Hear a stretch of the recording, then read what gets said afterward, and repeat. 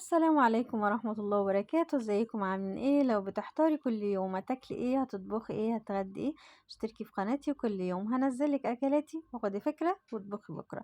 والنهاردة كده الواحد كان راجع حران زهقان ملوش نفس ان هو يطبخ، فقلت يلا كده نعمل اكلة سهلة وسريعة ومش هنقف في المطبخ كتير، ونبدأ ونقول بسم الله. وزي ما انتم شايفين كده كنت محضرة الخضار بتاعي، قطعت البصل وقطعت معاهم فلفلاية ونزلت بيهم في الصينية كده طبعا، وكنت مقطعة الكوسة بتاعتنا بعد ما غسلناها. طبعا هتقطعيها شرايح تخينة شوية بحيث ان هي ما تتهريش معاكي وانت بتسويها، بما ان انت هتسويها مع الفراخ فهتاخد وقت طبعا، فتخني الكوسة شوية بحيث ان هي ما تتهريش زي ما اتفقنا.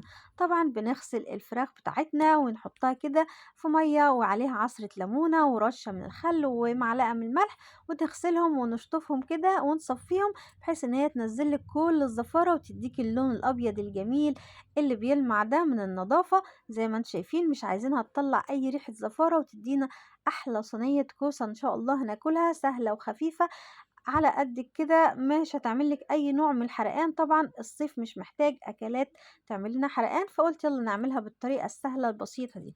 فكان عندي كده حبة صلصة في الفريزر، طلعت العلبة تفك زي ما انتم شايفين كده.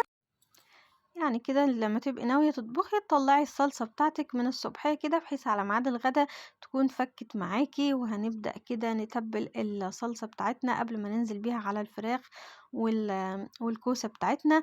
انا بحب اعمل الخطوة دي بحيث ان كل التوابل بتاعتنا تدوب في قلب الصلصة وتتشرب الصينية كلها بتاعتنا، ما تبقاش التوابل واخدة الفراخ بس، مرشوشة فوق الفراخ بس، ولا مش طايلة الفراخ، لا كل الصينية بتاعتنا تاخد من التوابل اللي احنا هنحطها.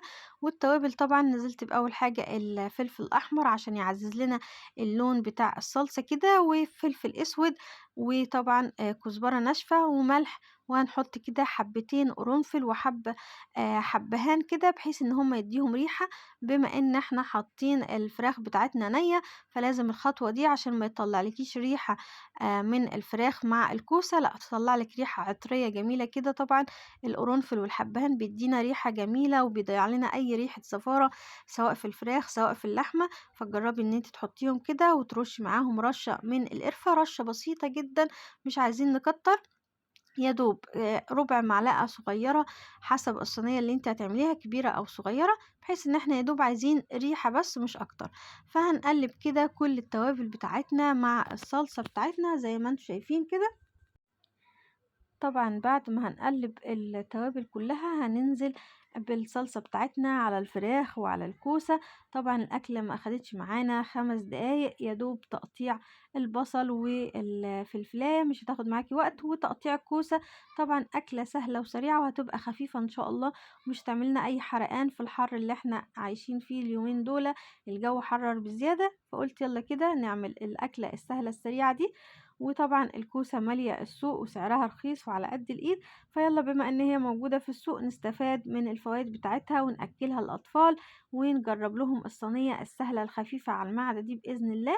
وهنرش رشة كده من الملح، وهنكمل كوباية مية كده في قلب الصينية بحيث إن هي تستوي مع بعض، ورشة الزيت عشان الصينية بتاعتك ما تبقاش مسلوقة، الكوسة تبقى زي المسلوقة أو الفراخ مسلوقة، لا عايزينها تتحمر وتاخد اللون الجميل. هنحط لها رشة من الزيت كده، ولو عندك سمنة بلدي أو زبدة حطي لها معلقة كده، هتديها برضو ريحة وطعم وتست، وهتحمر لك الفراخ بتاعتك، هتديها اللون المحمر الجميل. لو مش عندك بلدي ممكن تحط سمنة النباتي عادي. فهنهزها كده وندخلها في الفرن بتاعنا، وشكلها وطعمها وريحتها خطيرة الصراحة. زي ما انتم شايفين كده الفراخ طالعة دايبة وخطيرة، وادي الكوسة بتاعتنا مع شريحة من البصل، وطبعا الصلصة بتاعتنا كل ده مديها ريحة وطعم، والكوسة بتاعتنا استوت والفراخ استوت وكله تمام التمام.